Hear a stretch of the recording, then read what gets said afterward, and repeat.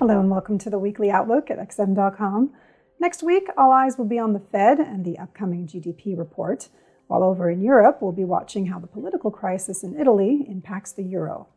I'm Maria Bashirdavis, and joining me is senior investment analyst Marios Hadjikyriacos. So Marios, let's start over in the States, where we'll get the Fed's decision on Wednesday, preliminary GDP numbers for the second quarter on Thursday, and a flurry of data on Friday, including the core PCE price index. What should traders look out for? And do you think the mighty dollar is likely to be affected at all? Hello, Maria. Certainly, every Fed meeting affects the dollar, but this time we have an event of equal importance, and that is the GDP report that is going to tell us whether America is already in a technical recession. But let's take a step back. So we've seen a huge shift in the markets in the last few weeks. Inflation has taken a backseat to concerns about a potential recession. Now, incoming data has been resilient, but business surveys increasingly suggest that demand is just losing power. Consumers are tightening their belts. And of course, we've seen this in the markets as well. In commodity prices, more clearly, everything from metals to food to energy has cooled off. We've seen inflation expectations roll over, and it's essentially investors telling the Fed, yeah, inflation is not going to be a problem in a couple of years, but that's mainly because demand is going to suffer, which is not good news. Now, in this light, the Fed decision is going to be very important. A rate increase of 75 basis points is already fully priced in.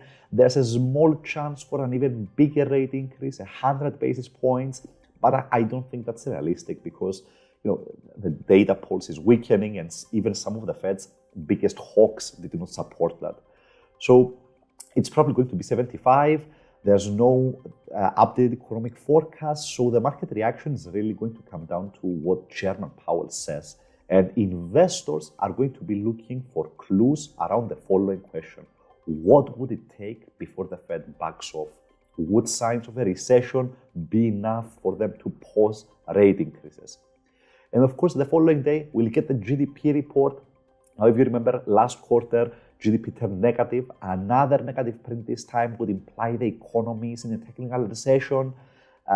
And there are some mixed signals on this front. So the economists on Wall Street, the official forecast is for a positive number. But if you look at the Atlanta Fed GDP Now model, which is fairly accurate, it points to a substantial decline.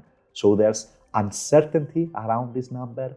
Now, as far as the dollar is concerned, even if the US enters technical recession, I don't think that's enough to derail the uptrend. So lately, in the last few months, we've seen a situation where the dollar has been able to rally in every kind of environment. When the markets are panicking about inflation and rate increases, the dollar leads the way because the Fed is expected to stay on its war path. And when we start panicking about the recession, the dollar also benefits because of its reserve currency status. So this has been a really unique dynamic. And of course, every other currency has been very weak. The euro is in tatters, the Bank of Japan has demolished the yen, and the British pound and commodity currencies are trading with stock markets, which have been very volatile, very unstable lately. So it has been a very specific situation where all news has been good news for the dollar, essentially.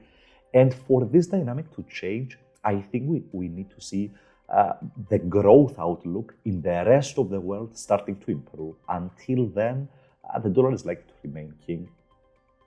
Okay, let's turn to Europe now, where we'll get the Eurozone's inflation stats for July on Friday, along with the first estimate of GDP for the second quarter.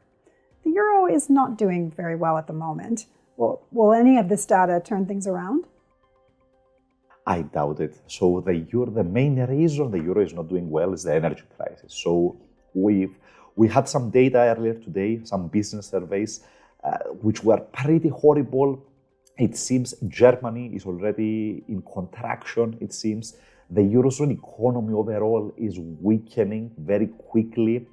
And that really comes down to the squeeze that has been put on consumers from higher energy prices, higher food prices. So it's difficult to see this situation turning around.